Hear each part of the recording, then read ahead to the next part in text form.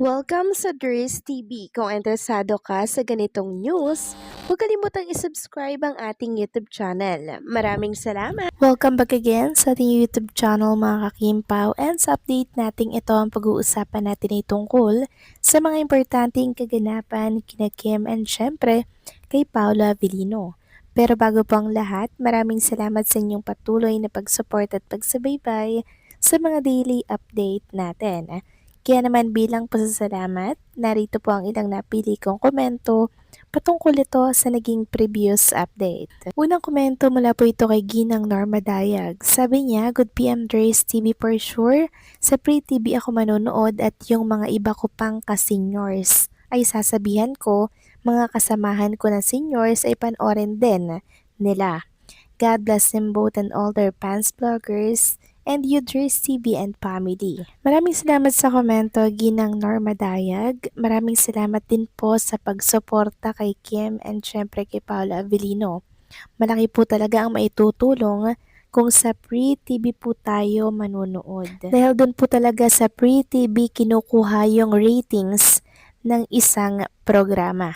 Kaya kung magtutulong-tulong tayo, magsasanib puwersa po tayong suportahan at panoorin sa telebisyon para mas gumanda po ang standing and syempre performance ng Di Alibay. Kaya hinihikayat ko po ang lahat mga kakimpaw na sa pre-TV po tayo manood simula Lunes na po yan. Kanina nga po sa paglilibot ko dito sa mundo ng social media, nakikita kong tulong-tulong yung mga Kimpaw fans sa pagpapromote nga po ng Di Alibay. Maging ang Kimpaw fans, nape-pressure na din po mga kakimpaw na nasa first slot ang Di Alibay. So dito daw po masusukat yung tindi ng puwersa ng mga Kimpaw Nation and syempre yung mga fans club, supporters ni Kim and ni Paolo. Kaya dito pa lang, unang araw pa lang, ipakita na po natin yung power, no, yung pagkakaisa ng mga Kimpaw fans. Okay? So maraming salamat sa komento, Ginang Norma Daya. God bless po sa inyo and mabuhay kayo. Next comment naman mula po kay Ginang Estelita Lalo. Sabi niya po dito, anong problema? Mag-aulit daw yung mata ni Chinita Princess. May problema ba? Maraming salamat po sa katanungan, Ginang Estelita Lalo. Wala naman pong problema, hindi naman natin nakikita na maga ang mata ni Chinita Princess. Siguro may time lang na ang gulo sa camera sa telebisyon kaya nasasabi natin na mugto or maga yung mata ni Chinita Princess. Posibleng sa mga blessings din ito na tinatamasa ni Chinita Princess. Kung inyo ang napanood yung video ni Kim Chu sa dressing room kahapon, 'di ba? Umiiyak siya talaga sa tuwa dahil di talaga niya expected na sila po ni Paulo ay ilalagay sa first slot ng primetime. Or pwede ring mga kakimpaw na namimiss niya si Paolo Avellino, 'di ba? So ang dami pong posibilidad kung bakit mugto ang mata ni Chinita Princess. Pero sure tayo na hindi po yan dahil sa stress mga kakimpaw, dahil sobrang blessed ngayon ni Kim Chu. Lalo't ngayon may nag-aalaga na kay Chinita Princess mga kakimpaw kahit na malayo si Paula Avellino.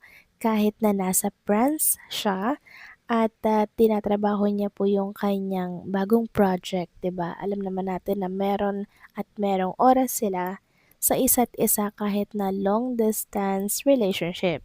Kaya kalma lang tayo, Ginang Estelita Lalo, pagkos ay suportahan natin na lang no itong mga project na paparating ni Kim and Paolo. So maraming salamat sa inyong komento. God bless po and mabuhay kayo. So ito na nga, pag-usapan na natin ang mga balita po na nakalap natin. Sa gabing ito, tunayan na nga nating pag-usapan ang tungkol dito sa request ng isang Kimpaw fans. Sabi niya, sana daw po day off si Paolo Avellino sa first day ng Di Alibay on Free TV.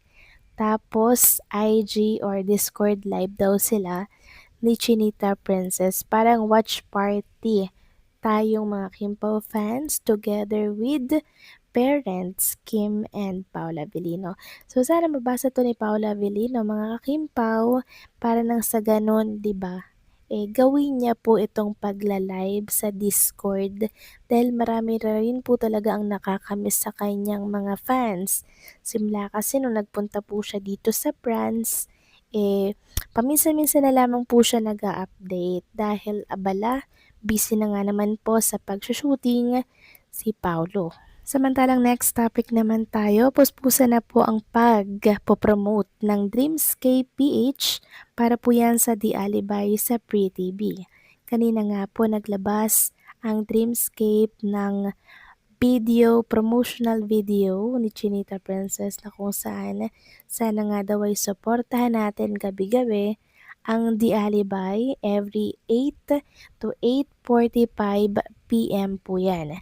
Sabi nga dito, Kim Pao is back on prime time. 5 tulog na lang at makakasama nyo na ulit sina Kim at Paulo gabi-gabi. Samantalang pag-usapan naman natin ang tungkol dito sa panggigigil di umano na Sir Eric.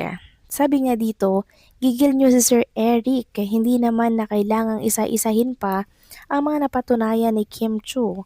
Matagal na sa Kapamilya Network, aminin na natin na mahusay at iniingatan siya ng management dahil grabe ang naibigay at ambag niya rito.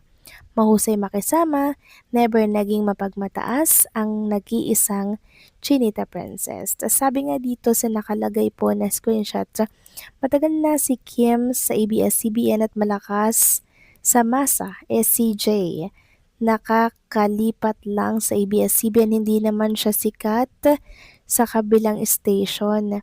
Don't compare kasi super layo ng narating ni Kim when it comes to career versus Jay. So, ayan na naman po mga kakimpaw, meron na naman pang pagkukumpara, no? So, hindi naman natin kailangang ikumpara yung mga achievement ni Kim dito po kay Jay kasi may iba't ibang charisma sila mga kakimpaw, may iba't ibang hatak sila. So, maging thankful na lang tayo mga kakimpaw dahil talagang si Kim Chiu talaga yung pinipili po ng management, 'di ba? Kasi alam nilang mabenta po sa tao, malakas sa masa, kaya naman blessings after blessings at pinagkakatiwalaan talaga si Kim Chiu ng mga advertisers na bigatin. Yun ay dahil din po sa husay makisama ni Chinita Princess sa kanyang mga nakakatrabaho. Kaya in 20 years mga kakimpaw, nananatili po ang pangalan ni Chinita Princess sa mundo ng showbiz. Kung yung mapapansin mga kakimpaw, sa dami po ng artista ng ABS-CBN, hindi po yan lahat nabibigyan ng trabaho. Pero si Kim Chiu, never po yung nabakante mga kakimpaw. Kaya maging thankful tayo dahil si Kim Chiu ang pinagkakatiwalaan ng mga bigating advertisers. Ganon din po syempre si Paolo Avellino. Kaya wag na po nating patulan ang mga pambabatikos, ang pagko-compare ng mga bashers kay Chinita Princess at kay Jay. Okay, kalma lang tayo mga kakimpaw. So paano, hanggang dito na lamang pong update natin. Maraming salamat sa patuloy na pagsuporta.